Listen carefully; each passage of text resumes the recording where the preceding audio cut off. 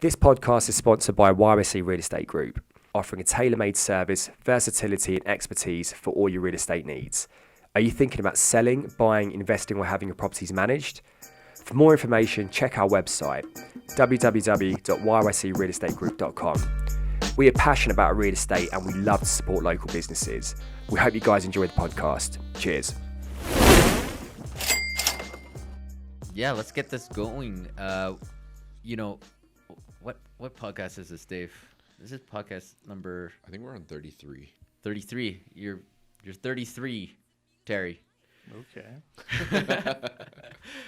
For those that don't know Terry, Terry is actually our broker Yes. at Equium Living. Okay. Okay, so Terry Brooke was with, how do I say this? Bourgeois. Brooke Chin Associates. Okay. Yes. He has been a commercial real estate appraiser in Calgary for 43 years. 43 years in Calgary. Yeah. Yeah. And he's also the broker of Equium Living. We got to talk about how that conversation started. I'm curious how you and Navaz know each other. Okay. And you've had your real estate license for 18 years. Yeah, it's as close as I can calculate it to. Jeez. Okay. So Terry was, and just, I think you just recently stepped down or something. Yeah, it's a 2-year term, and mine finished on the 19th of March. So 19th. Oh, so just almost a month ago. yeah. Yeah. And he was the president of the Appraisal Institute of Canada. Is that right? Alberta. Alberta. Sorry. I was like, Appraisal Canada, that's Institute. huge. Yeah. Of Alberta. So he was the president there of Appraisal Institute of Alberta and has been on the board of directors for 9 years. Yes. Yeah.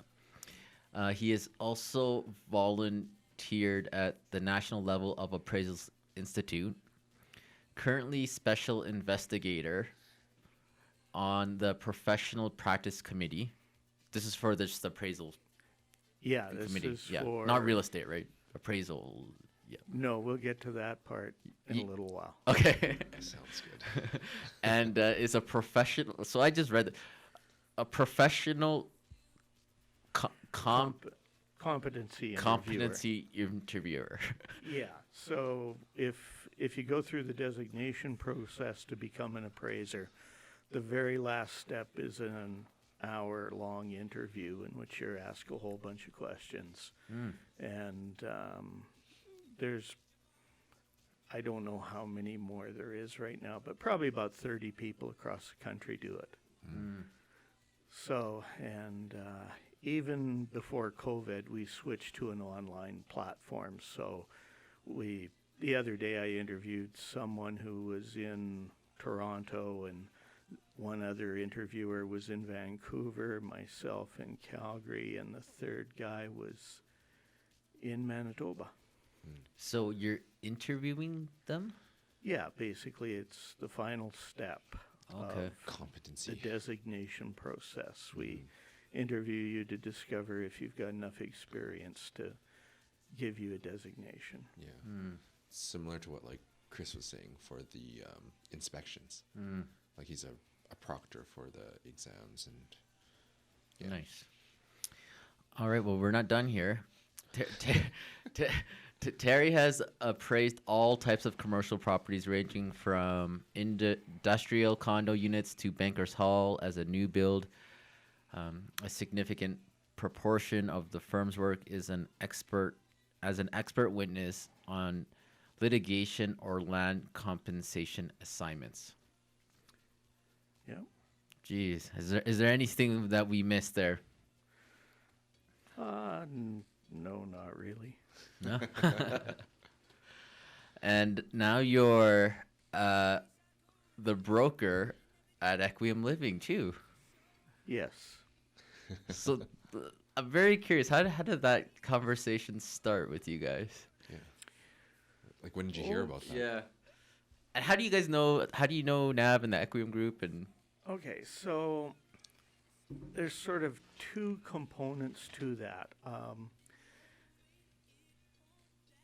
Back, and I'm going to think it was probably about 2014, I took or tried to take a little course on how to become an instructor at CREB. And Navaz was part of that. Well, he was trying to be an instructor as well. really? And we met that day, it was broken into a number of parts, and I survived the first part and decided not to go back for the second and third parts. And I don't actually know what he did, but I remember meeting him that day. And then a few months later, I went on a tour of Brookfield Place when it was still under construction. And it was organized by RICS, which is a UK-based valuation and real estate organization. It used to stand for Royal Institution of Chartered Surveyors. Jonathan LaChance was one of the people who is also an RICS member. He came on the tour, and he brought Navaz with him at the time. What's an RCIS again? Royal Institution of Chartered Surveyors. So it's like an appraisal company from the UK. 'Cause Yeah. Brookfield is from the We're- UK, right? We're chartered valuation surveyors. Okay. And there's different types. There's quantity surveyors in there as well. So no, Brookfield is Canadian. They have a long history, but their real estate holdings are worldwide. Yeah. Oh. I was just talking because one of my friends, she actually works for Brookfield, and they were talking about how like Brookfield is managed by a huge hedge fund essentially. Yeah, and they own real estate all over the world. And they actually own a lot of things all over the world. Yeah. And Yeah. Are we talking about the same Brookfield, like the builder too? Yeah. Oh, yep, that's a So- different component. so they have different avenues of. Yeah. Okay. But got they it. So met. anyways, Yeah, we yeah. did the tour of Brookfield Place, which included riding up the outside of the building in a construction skip, which was an experience in and of itself. And when we all got back down on the ground, I ended up going for a drink with Jonathan. And Navaz. A drink only? One drink? Or? Well, it's a phrase. Yeah. Yeah. So, anyway, that's when we met, and I got to know Jonathan first, and then Navaz a little bit more as time went on, and they actually held my license at Equium for a year in there, and then I wasn't registered for a couple of years in there, and then needed to get back to it. So that opportunity came up, and I agreed to it. To be registered like as a realtor. again. Well, Yeah. basically to become the broker, and So you already had your associate broker license, I guess. yes, and I actually had been a broker of a small commercial firm before. Oh. Back in 2009 and 10. So essentially, they just asked you to help with the broker to create Equium Living. Is that right? Yeah. Yeah. And then you're just like, sure. Well, I thought. Did you about know that we were coming on board though? No. Oh no, you didn't. No. Well, they said they said they knew some people who might join them, and that was about it. I didn't know, individually who you guys were Yeah. until The party. Yeah. Well, yeah, shortly before that, when Party. yeah, when I got a list of names and said, okay, the brokerage is open, please register these guys, and so you go through and check everybody out. Yeah. And then, actually, I think only one person was registered before Yeah. the party, and then the rest of us were after. Yeah. The rest of you. Yeah, I think I Right jumped. I was the first, Yes. and then No, I was first. oh yeah, Dave was first because we had to. You had to wait. I had to wait or something, right? Yeah. So There Dave was a moved- deal that was yeah. going through, and you had to wait after that deal was actually finished. Otherwise, you'd have to pass it off to somebody else in the brokerage, Right. Because he couldn't be at another brokerage without that deal closing. So I think I remember that. Yeah. So yeah, now you're the broker. Yes. Before I guess because this is obviously not like your main thing. You are a full-time appraiser with bourgeois. Bourgeois Wow. Brooke Chin Associates. Yes. Yeah. Well, you're one of the partners. Yes. Yeah. So how did you get into that? If we go way back from the very beginning, and I guess what got you into appraisers and real estate? Oh, yeah. Some of that might be too far back.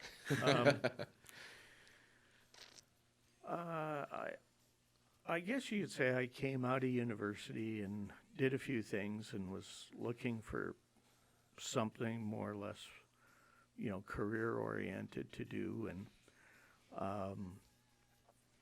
I sort of liked the idea about real estate. Initially when I was in high school and the early part of university, I was interested in architecture. And I wasn't prepared to go back to school at that particular moment, and I actually had an uncle who was an appraiser up in Red Deer. I went up and spoke to him for a couple of hours. He was adamant that I never become an appraiser. So I got in the car, drove back to Calgary, and registered in the first course. And Why though? Why didn't you? well, all the reasons that he said I should stay away from it and just wait and go back to school in architecture, it turned out to be things that I was more or less interested in doing. I think by that point in time, I'd probably realized that I was the kind of person who maybe wouldn't have been the best designer. I can recognize good design, but that doesn't necessarily mean you can do it. And so I thought I'd always be a little bit disappointed in that element of it. I did later have an opportunity and went back to planning school in the early 90s, and it was shared with a whole bunch of people in the architecture program, and I now know for sure I wouldn't have had the design skills to do it, but the planning was interesting. So this was during university where you. Yeah, I'd actually been doing appraisals for more than 10 years, and an opportunity came up to go to planning school, and so I essentially worked part-time and went to school and that, and it was a good background for the types of work or assignments that I do. Was that like city planning through U of C and stuff like that, or? Yeah. Yeah, because I feel like a lot of people take that as a preliminary major to get into architecture, environmental design, or city planning. Yeah, you can sort of go into it directly and go either way. Yeah. And so, how old were you when I guess you started this company or partnered up with these people to start the Bourgeois company? Bourgeois. Oh, okay. So, Bourgeois Brooke Chin Associates is only about 3 years old. So, but the root of the company goes back to about 1984 for me when I started my company. That was before I was born. Yeah, I hear a lot of that these days. And there's been several iterations of it over the years. So you started the company in 1984, essentially. I started my part of it. Okay. And how old were you at that time? I guess 31. 31? Okay. And Kind of like our age right, when we started YYC. the other side of it was a company called Bourgeois and Associates out of Edmonton. And that was started by Guy Bourgeois probably in the late 70s. I didn't really know Guy. I met him a few years back. Wait, Guy's the other owner? Partner. Yeah, he used to own the company, and then about the time that he was starting to want to retire, my partner, Simon Chin, who had worked for him previously, bought the company. Guy semi-retired at that time, and I had gotten to know Simon fairly well, and we decided it might be a good match to bring the two together. He was up in Edmonton, I was in Calgary. So Simon and Guy had their company, you had your company, Yeah, and then you so- knew Simon, and that's when you guys kind of merged. Yeah. So Simon had worked for Guy for a fair amount of time, but then left, did a couple of different things, and then didn't really go back until he bought the company about the time that Guy semi-retired. So that would have been in 2017, late. Oh, so that was recently. Yeah, and then our partnership started in early 2018 on that. Oh, So I actually met Simon in 2012 when I was part of his professional competency interview panel. Nice. And shortly after that, he joined the AIC provincial board. I got to know him, and we got along fairly well. So, it was, I think, an interesting match. Yeah. He seems pretty young, too, from what I've seen on the website. Like, how old is he? Yeah. I'm going to guess, I think he's about 40. crazy. So this company actually started about 3-4 years ago. Yeah. And then before you were just doing appraisals or On your own. yeah. Well, yeah, my company and Simon's company are actually in a partnership. So my original company still exists in that form because it's a partner of the, What's that company's name? this is very creatively, the 1539935 Oh. Alberta Limited. The good old numbered company. Yeah, and it's operated under different registered trade names. At one time it was Brooke Associates, then it was Brooke Purebuy Associates, and I think there were even different versions along there. So you've been appraising, for people that don't know, are you appraising units for banks or just like what exactly type of real estate are you appraising for? Like, and why are you what type of business? Okay, so since probably about 1979, I have done almost 100% commercial property, which could be, offices, retail, industrial, apartment buildings, development land, special use properties like gas stations and auto dealerships and that kind of stuff. Because when people do, like, because I'm not that familiar with commercial, but when people are usually buying, they do usually get an appraisal on it, right? Is that what you're? Yeah, generally, if they're going to get financing, they'll need an appraisal. So that's one reason. A great deal of the work that I've done throughout my career is, for litigation and land compensation purposes. So a lot of times my clients are lawyers or their clients. So if you're a landowner that has a dispute with someone, and the value is related to that dispute, I might be called in for that. Or if, a jurisdiction wants to expropriate some of your property or all of it, be involved in that kind of thing.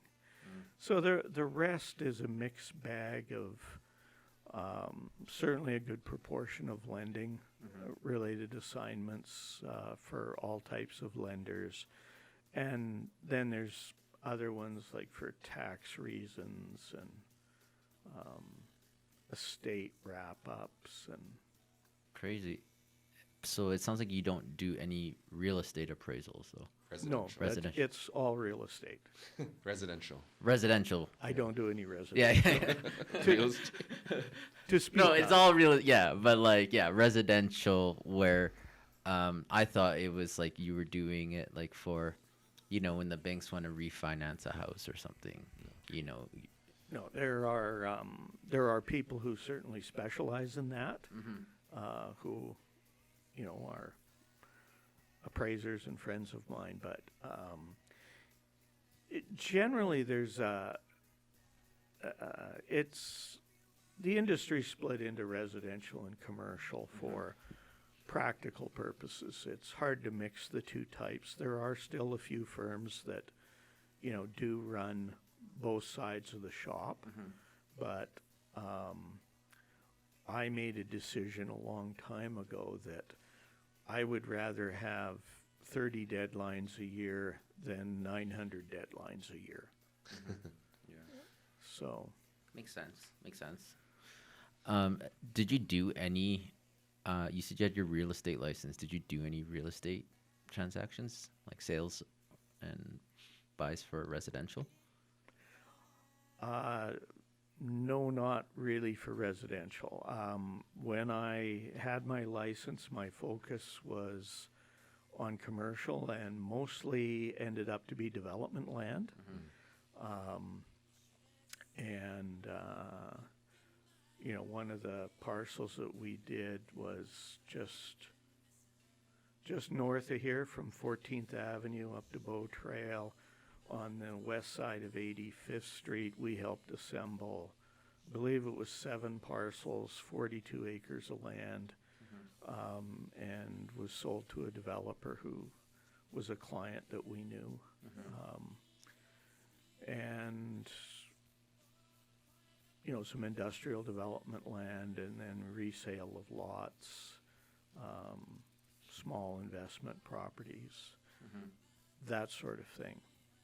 Now, as it happens, I did sell one house, or I represented the buyer in the purchase of a house, and it was a client, and I managed to list and sell a parcel that he owned that was medium density residential land for redevelopment, an apartment building. And part of that deal was that he needed to find a place to live, and so as it happens, I did one transaction. One house. I'm, even my time as an appraiser, I did start with CMHC, and I, started in residential, but I spent less than 18 months there. for CMHC? Well, in fact, CMHC was 4 months, and then I moved to Alberta Home Mortgage Corporation. And that was my first opportunity to blend in some multifamily. Late 70s was fairly active. There was a boom going on in the market, so it gave me an opportunity to move into that type of property type. And a year later, I made another change and broadened what I could do and that. Crazy. I feel like you have a wealth of knowledge being in the industry for so long. What's one thing you wish you had known? Before if you could tell yourself back then, right now, about appraising. I think when I look back, one of the things that I wish I had known is probably that the impact of technology on our industry would be, continuous and relentless. Yeah, that must have been. You probably started when it was just like paper. Yes. Probably Like an It- the evolution of technology for you, right? So, yeah, when I started, there were no desktop computers. Man, I that- can't even imagine working right now without technology. They had fax. Right. Do you guys have fax machines? Yes, yes, but not everybody had one. Yeah.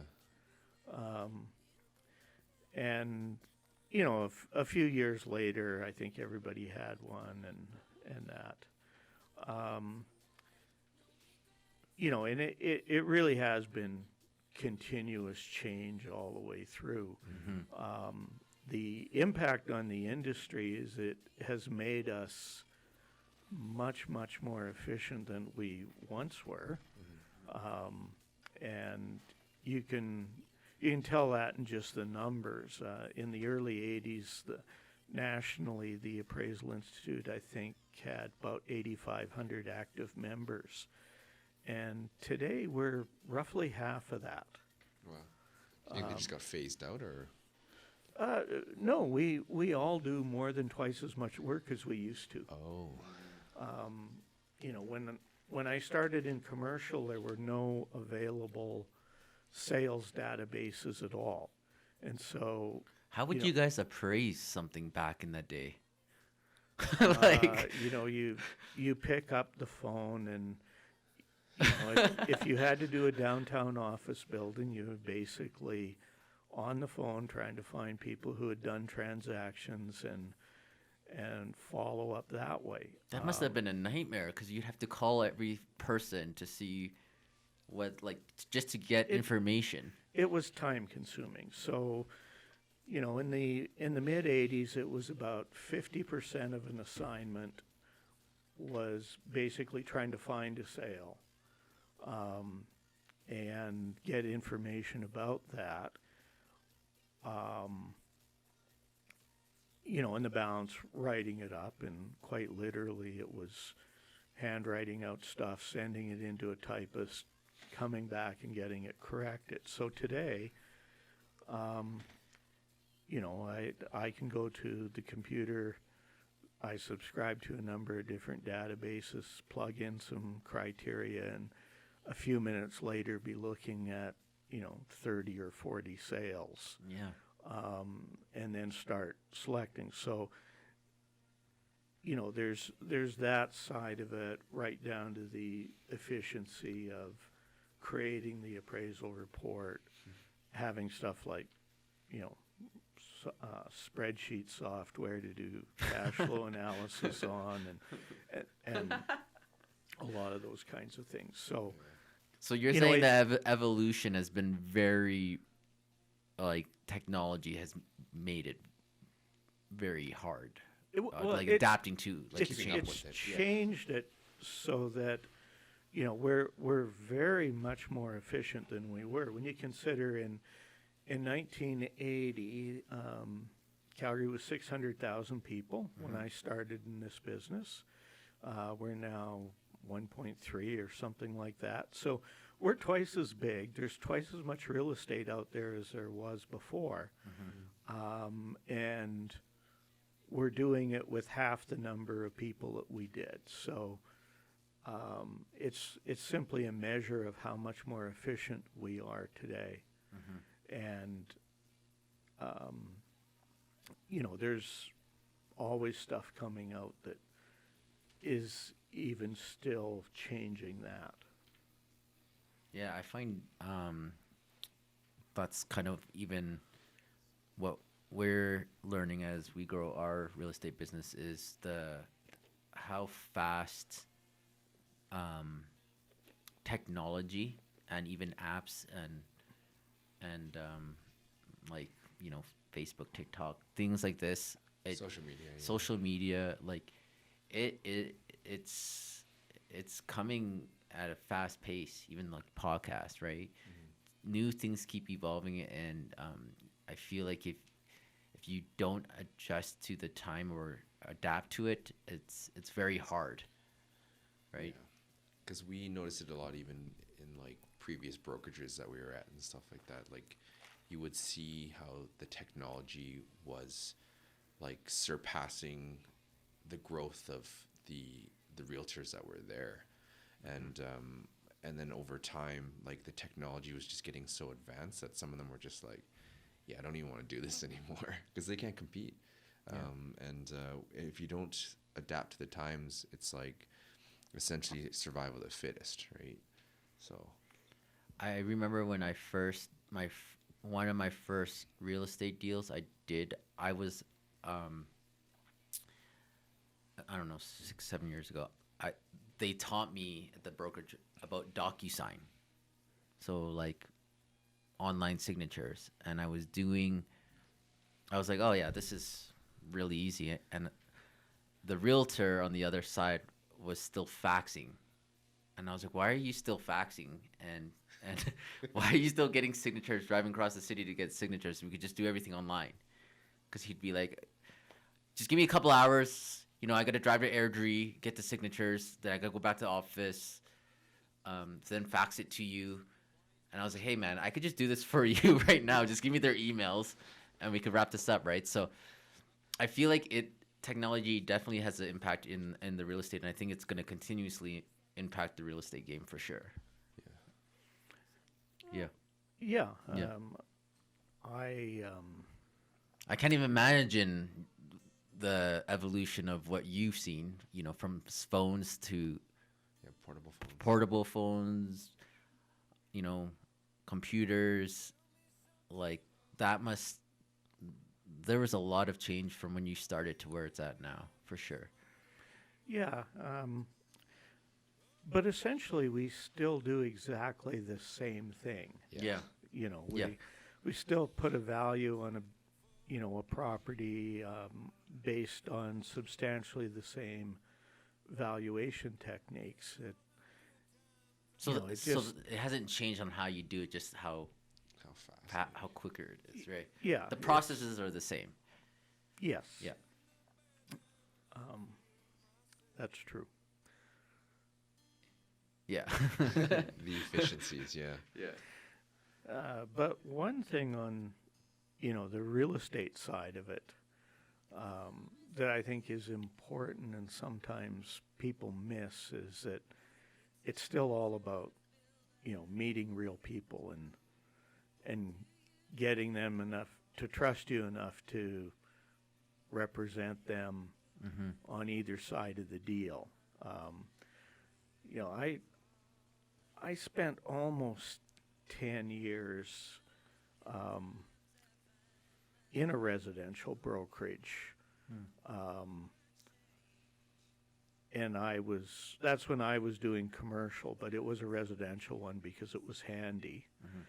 And I was also running my appraisal company at the same time. My office was across from the branch manager, and it was a large brokerage. And I remember a lot of people coming and going, and there were too many people who connected very well with the computers, but didn't actually connect with any buyers or sellers. And so they kind of moved through the industry rather quickly. So you need a bit of a balance there. I agree. People still like that human face-to-face. Yeah, it's the best way to build rapport with people. Yeah. Yeah. And I guess for you, that's you have that because you grew up with that naturally. Yeah, I suppose. Right? Well, you got to think now people are growing up with iPads, right? They're growing up, Right. the people growing up now with their kids, it's a totally different generation, right? So I'm curious how that's going to turn out in like 10, 15 years, right? Yeah, it's like a generation of introverts. Yeah. I think we lucked out Yeah, because we're like right in the middle, Yeah. right? And, they may be comfortable doing things entirely in a digital environment that I wouldn't do. Like, I wouldn't buy a car online because I'd miss the test drive part. Yeah, yeah. To me, that's where all the fun is. Yeah. If you're a car buyer, you get to go out and try 3 or 4 different ones, maybe even ones you can't afford. But you get a chance to drive them. But I do understand that there are people who organize the whole thing, purchase the car, and pick it up at the dealership having never touched it. It happens. It happens a lot now. I wouldn't do that either. Yeah. Test drive. That's, you know what? I think that's going to eventually happen with real estate, with houses. I think that's leading towards that direction where people are going to look at everything online, see it, and they're going to be able to pretty much go through everything and then just buy it. Yeah. I wouldn't be surprised. They call them blind purchases. Like it's very common in Vancouver and Toronto with overseas buyers. Like, Yeah. They may not be motivated by something that they're going to live in, though. yeah, exactly. So. More of an investment. Well, Yeah. There's no doubt that, there'll be a bit more of that. You're going to have to make sure the house shows well online. Of course, yeah. yeah, you can't even see it. Like I actually just closed a deal this week with some buyers from Nova Scotia, and the house isn't even built yet. Like it's just a foundation in the ground. They're just starting framing this week, but like we essentially walk through another builder spec that is in construction, like in the finishing phases right now. So in the next couple weeks, I'm going to be doing like FaceTime to walk through another property that has the exact same plan that they're building that's going to be finished in June. So then like we're pretty much essentially doing everything digitally. Yeah. Well, it's Change, man. That's possible. a word. Yep. Yeah. In your whole career, I guess, what are like some big lessons you've learned that you can share from like mistakes or any mistakes you could have, or any big lessons that have taught you lessons? I feel like well. So one underlying philosophy is that I think people learn a lot when they make mistakes, and they're probably lessons that are better learned, if that expression is proper. But I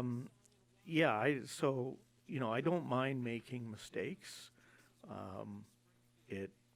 It's a fast learning process to discover that you've done something wrong and it needs to be fixed. So I don't necessarily regret those. And other than that, it's a lot of it just simply comes down to understanding what you do, what you can do, and what you shouldn't do. So, you know, it takes a little while to figure out exactly where you want to be and what works. And, you know, you achieve a certain level of maturity when you begin to understand that there's things that you shouldn't do. You know, and for appraisers, I think it's come to the realization that certain property types you need to stay away from because somebody else is going to have better information or knows how to deal with that. And it doesn't make a lot of sense, you know, for someone like me to do it. You know, my long-term example there is a dairy farm. You know, I'll do, you know, certain types of agricultural land because I'm familiar with it and have done a lot of it over the years, but it's very different to go into an intensive agricultural operation and try and figure out what's going on. That's when you need a real expert. Man, how do you even appraise a dairy farm? Are you like, is it per cow or like? I have no idea. That's why. How much milk you produce. Yeah. Yeah, there's probably a variety of measures. So, yeah, and also learning, you know, which geographical areas you want to go into and work. And a lot of that depends on asset class. You know, so. It sounds like what you're saying is when you know what you're not good at appraising, you try to stick away from that because it could cause more damage than. Well, yeah, and really it's, you know, not just the issue of making a mistake, but it comes back to if you are going to do a good job, it's going to take too long to do it. You know, and maybe your time is best spent elsewhere. It's like, you know, I got a call last year from an old client who wanted me to represent them on the purchase of an acreage outside of, well, sort of in the Bragg Creek area. And I had to explain to him that I was the wrong person for that. We had done a number of commercial deals in Calgary, and I'm the right person for that, but not an acreage because I just don't know. You know, it would be easy to miss something. You know, you've got things like wells and septic systems to worry about and what appropriate tests are there. Yeah, sure, I could figure that out, but there's somebody out there who knows that immediately, and I think they would, you know, I told them they'd be better served by someone who understood that market. Got it. Yeah. What are some common myths about the business that you want to debunk? So, I suppose I had marked down 3 of them in response to this. So, the first one is a lot of people expect the appraiser to know what the value of the property is during the inspection. You know, and I used to be like that. I was like, what is this appraised at? You've seen it now, right? But yeah, go on, sorry. yeah, and you know, an appraiser might have a pretty good idea of what it is. You know, whether it's a house in a certain area or, you know, a commercial condo or a warehouse building. But, you know, the number may come up a little bit differently. So really the inspection is almost, you know, right at the beginning of the assignment. You take all the data from the inspection, go back to the office, and that's when the real work begins. So that's one myth. What was it? I think I had another myth down there. The letter of opinion. So this is essentially, you get a request and say, all I want is a letter of opinion. Just put a value on a piece of paper and sign it. No backup. That's what a letter of opinion is. It's just you saying like, hey, this is priced at this, and then you sign it. Without even looking at it? Well, you may have seen it, you may not. But here's the problem with that. People or appraisers may have been doing letters of opinion in the 1960s and maybe into the 70s. But certainly by the early 90s, we had standards come down that eliminated this as an option completely. And even when I go back right at the beginning of my career, the rules basically didn't have enough room to do that. Like just simply put a number on a letterhead and Are sign it. you allowed to do that right now? No. Right? No. Yeah. Okay. And we haven't been allowed to do it for 40 years. Okay. I was like, I've never even heard of this. Yeah, well, and maybe I shouldn't have mentioned this. But anyways, I still get requests. You know, and I get requests from people who were never even in the market when some appraisers did them. And there's usually, 2 or 3 a year. Just give me a number. No, I can't do that. I've got, I think the standards run about 80 pages that deal with what we have to do. Not each rule applies in every situation, but essentially, there's a consistent number of things that you have to answer and have to deal with. And it is very hard in a commercial property to write a report that's less than 40 pages. Most of them are probably 50, 55 pages.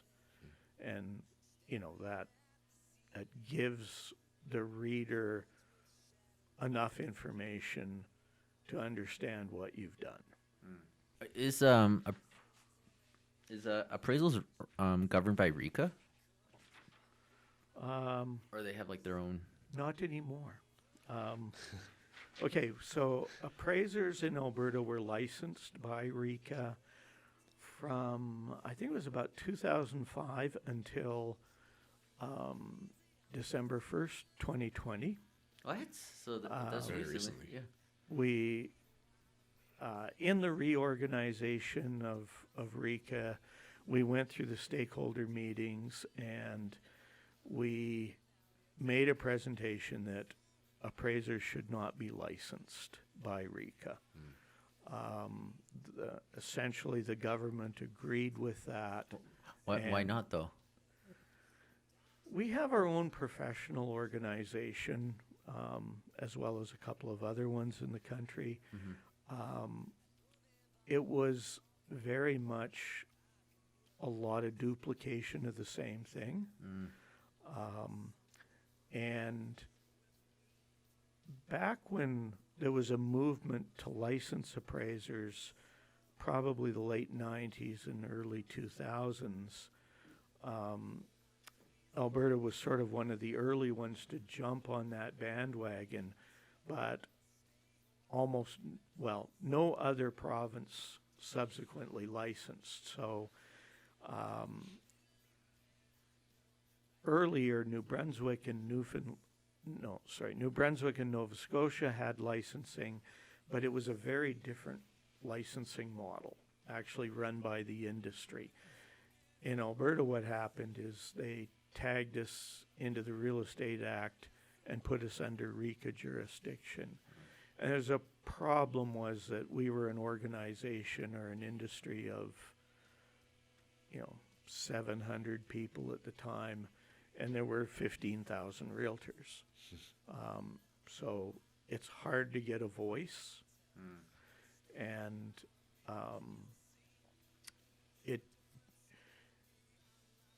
it turned out, I think, in the end that it didn't make a lot of sense. Yeah. So we are no longer licensed. I didn't know that. But That's good. that just happened, I guess. Yeah. Yeah. Dave, did you have any other questions for Terry?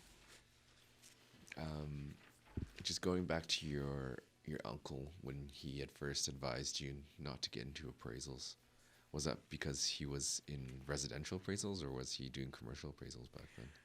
He actually did everything because Red Deer's a smaller market. So, you would do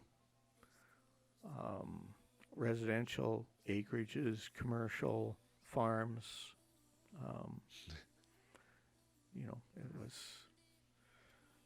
an interesting time in those days. And he had come out of mortgage lending industry Okay. and was an appraiser there and ended up starting his own firm in Red Deer in I think it was probably mid to late 60s. That'd be interesting times. I can't even imagine, man. Can you imagine doing real estate? In the 60s. It's not like, how would you get the keys? How would you get, everything would have to be in person. You have to drive, yeah. Drive. Well, did they even Yeah. have cars back then? Oh yeah, they had Yeah. cars. I hope so. Yeah. Yes, they did. they had cars. Okay. Although But not a lot of people. A lot of people drove back then, still too, right? Yeah. everybody Yeah. drove. Okay. Yeah. It wasn't that bad. Okay. I grew up in a small town in central Alberta, and we still had a guy who delivered all the stuff that the train dropped in town, and he did his deliveries on a horse-drawn wagon up until he retired, and that would have been in the mid-ish 60s. And apparently it was just because he did a good job, and CP asked him apparently at one point whether he wanted to replace his wagon with a truck, and he said no, and he kept the horses. Can't even imagine, man. Like, you guys didn't even have GPS back then. Like, how would you guys? Just a map. Yeah. Yeah. Yeah, you- it's you go into- two-dimensional yeah. GPS. Yeah. The Yeah. maps are, just read the map. Yeah. Although I will point out that the GPS, or at least Google Maps, sent me to the wrong site. Here? Yeah. Yeah, it did. Yeah, you called me. If you were to put my home address into it, it will take you to a spot that you can see my unit, but you can't get in the front door. They're not exactly accurate either. Yeah. Yeah. 90%. It misses some local knowledge. Yeah. Yeah. Well, Terry, this podcast is called Behind the Business, and I feel like you know, been in the industry for a long time. Is there any advice that you could give in regards to business, running a business? Yeah. People that want to get into appraisals, maybe. Yeah. Any last words that you want to share? Well, getting into the appraisal business is not easy.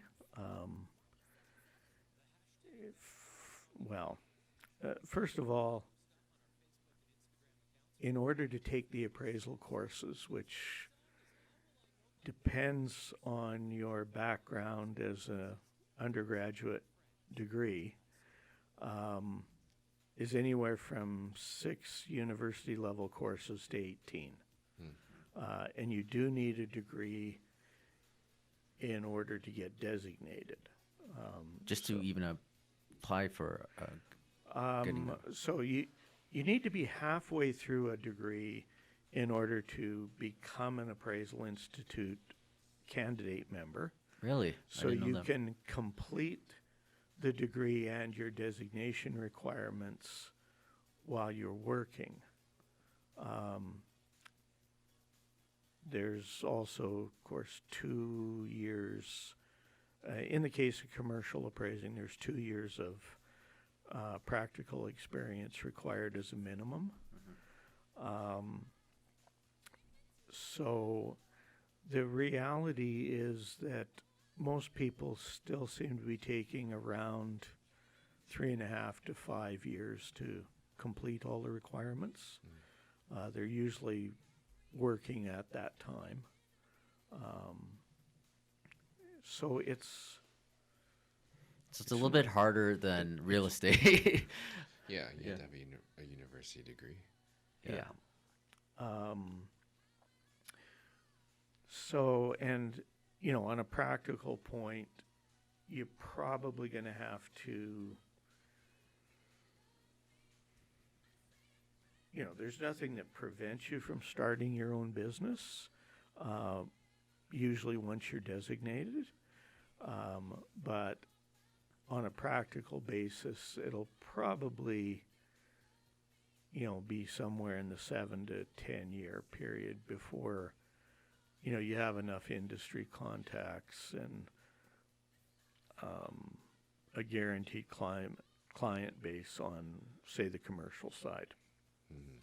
The residential side is very, very different. Most of the work that appraisers do on the residential side is handled by appraisal management companies. So it's a matter of getting on their lists and working through that system. And I probably have the dubious distinction of having never done an appraisal for an appraisal management company. So consequently, I don't know the details about this. I hear the stories, and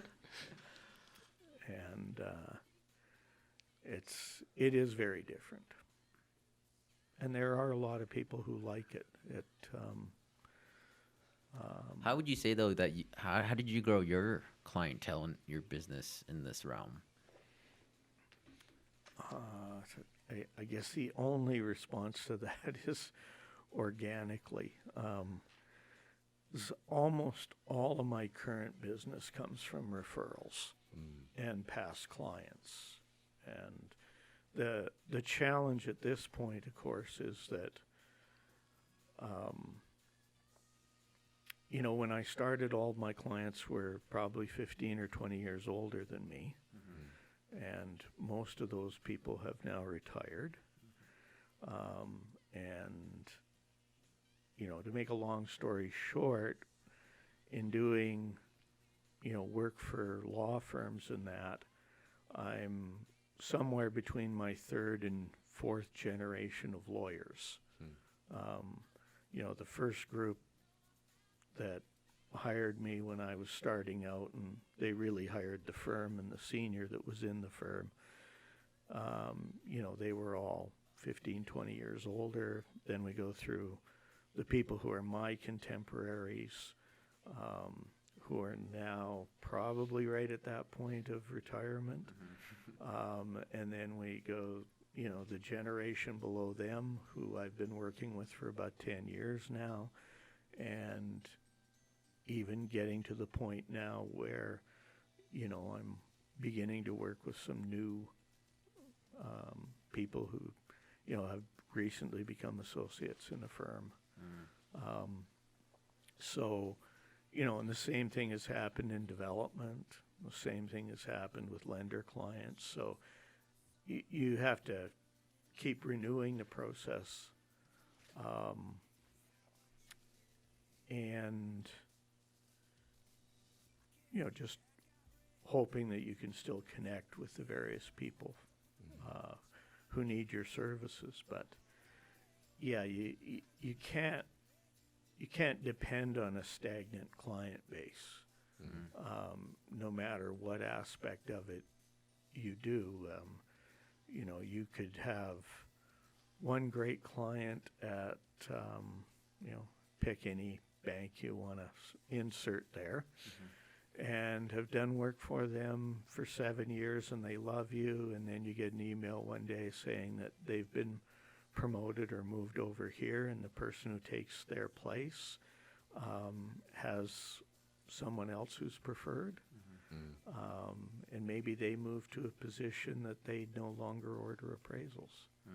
So it's constantly evolving, but you know, if you keep people generally happy and they're willing to pass your name around.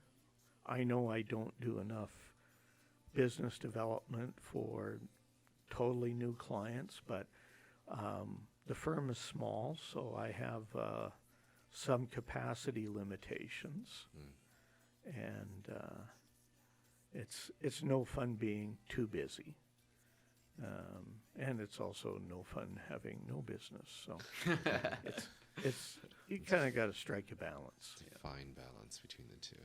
Yeah, For sure. I think that's what we're too busy. Yeah, we're too experiencing. busy right now. But yeah. Awesome.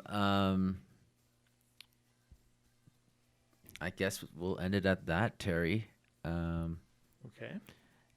Where can they find you if they have any questions with them? You know, the easiest place to find me, email address, tbrooke, BROOKE, at shaw.ca. You know, I don't recommend phoning me because I spend a lot of time in meetings, or and I often don't get an opportunity to answer the phone. So if you get through, you're likely dealing with voicemail. Emails are easier to respond to, you know, even in breaks in meetings. So that's the best way. My own little sales pitch is that I'm starting a blog of my own. Nice. And the site should go live around the end of this month. So we're working in development on the site, and it's going to be, you know, we'll call it an appraiser's site. It's not going to really be one that a lot of people are going to find incredibly engaging unless you're in real estate. And What's it called? Yeah. What's the website name? it's Oh, you can't. you know, I don't even know if it's got a name yet, other than it's under my name. Okay. And it's a blog about just appraising and. I'm going to say that it's real estate, and it's mostly dealing with valuation related issues or modeling in real estate. And that. Sounds good. Well, let us know. And And of course, there'll be all those little mistakes that my associates at Equium Living make. Us especially. well, we're the only ones. Who else is he talking about? Terry probably. Yeah, we don't need to talk about that. Terry's like, who are these guys with Rika on me already, calling me? But no, it was great to have you, Terry. Yeah, thanks for coming on. Thanks for coming on, and Okay. yeah, We appreciate the time. we appreciate the time. Okay. That's Thank a you. wrap.